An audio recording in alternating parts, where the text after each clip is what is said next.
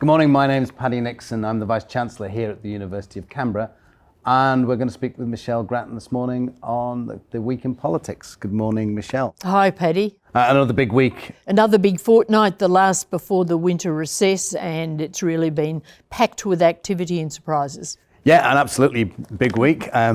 The Nationals had a leadership spill. Barnaby Joyce took on the role and then automatically became Deputy Prime Minister, and chaos seems to have ensued ever since then. And they tabled a change to the Murray-Darling Basin proposals. So if we just look at that a little bit, as I said, like Barnaby Joyce has now spilled McCormack and he's now Deputy Prime Minister. Those sort of issues, he's quite a strong on climate change. He's a coal person.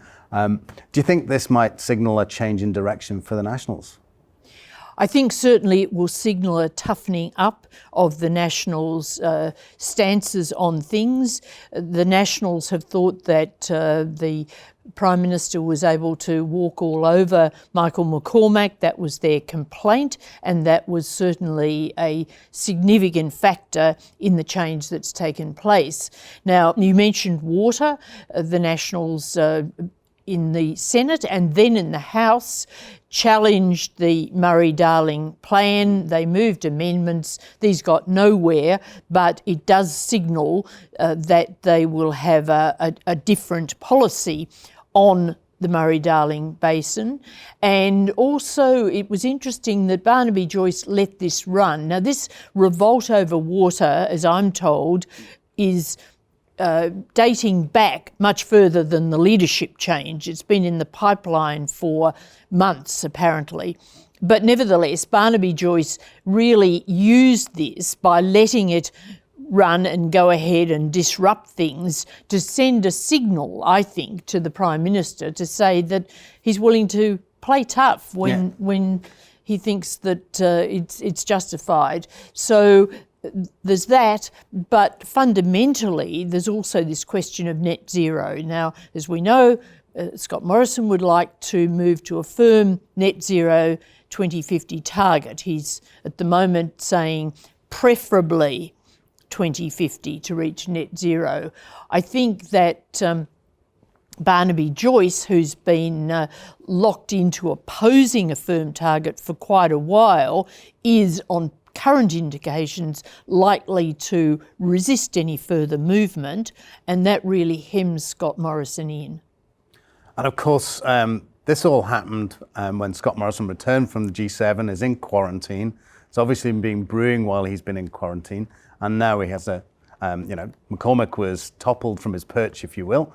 We have a new Deputy Prime Minister. How do you think Scott Morrison feels about his new Deputy Prime Minister? Well, pretty cross, I'd say, to start with, that he really has to deal with a much more volatile situation, and one that means that he's not going to get his way nearly as easily on issues where there are differences between the two parties. But it has to be said that partly Scott Morrison's responsible for this because he did not give the Nationals the wins they needed. He did not put McCormack enough in the centre of things on issues concerning regional and rural Australia. And his failure to understand that he had to share the limelight more, give more credit to the Nationals on some issues, let them be seen to have a victory now and then, all contributed to this perception in the party and around its base that it wasn't doing enough. So that all begs the question, do you think there's a chance of peace in the coalition? I think that there'll be an effort, certainly by Scott Morrison, to be pragmatic in this situation and to try to minimise friction. I think that Barnaby Joyce will want to carve out the party's brand more and accentuate his own brand, which is pretty stark, as it were, and so he'll have an interest in playing up some differences, but they are both headed, obviously, to the general election, so that will be a constraining factor. And then from another perspective, the government claims that it was blindsided and there was political interference when UNESCO announced UNESCO World Heritage announced that the Great Barrier Reef was in danger. Now, for pretty much all of us, that's not a big surprise. That seems to have been on the cards for quite a long time. Why the surprise with government? Well, as you say, there's been plenty of warning. This has gone on for years. The government says that it had advice that there was no recommendation imminent. How formal, informal this was is a bit unclear, but certainly they said that the messages were to that effect. And they see the hand of China in this because China chairs the relevant committee, and they're not naming China, but behind the scenes they're pointing to China. But the situation now is that this recommendation is going to be considered at a meeting in July, and the government is pretty desperate to head off this listing. So there's going to be a lot of lobbying of countries on the committee that's deciding the matter in July. So 3 members of the Biloela Tamil family this week were given 3-month visas so that they can work and study. Do you think that this signals that they might be given some sort of permanent residency here? There's obviously an enormous amount of pressure to give them some residency rights for the longer term. They wouldn't be given under any circumstances permanent residency, but they could be given visas that eventually might segue into staying here forever. But these bridging visas that they've got don't actually signal that.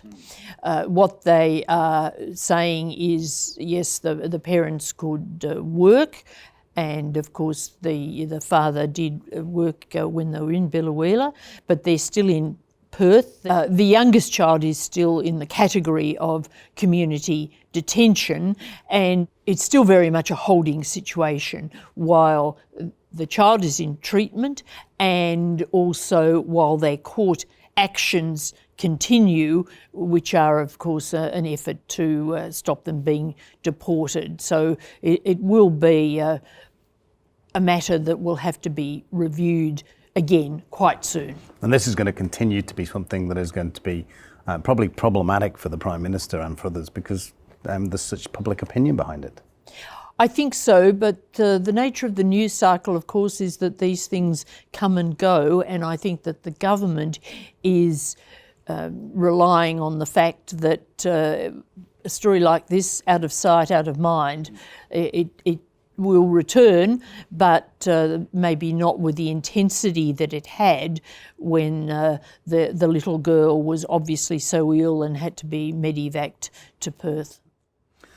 And then finally, that is the end of the sitting fortnight, but that's not the end of the work. So next week, the intergenerational report comes out that does a prospective 40 years into the future, demographics, etc.